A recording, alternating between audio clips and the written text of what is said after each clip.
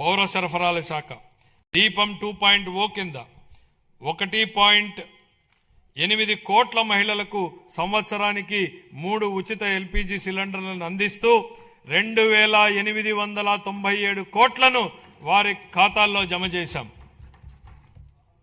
ధాన్యం కొనుగోళ్లలో దేశానికే ఆదర్శంగా నిలిచాం. 12 ఫిబ్రవరి 26 నాటికి 8.54 లక్షల రైతు ఖాతాల్లో 10,580 కోట్ల రూపాయలు జమ అయ్యాయి.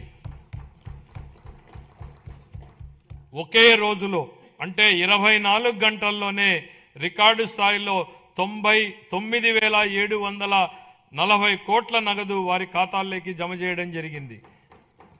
అందులో 55% మొత్తాన్ని 8 గంటల్లో చెల్లించడం మా వేగం పారదర్శానికి నిదర్శనం. 26-27 ఆర్థిక సంవత్సరానికి పౌర సరఫరాల శాఖకు 3,821 కోట్ల రూపాయలను కేటాయింపును ప్రతిపాదిస్తున్నాను.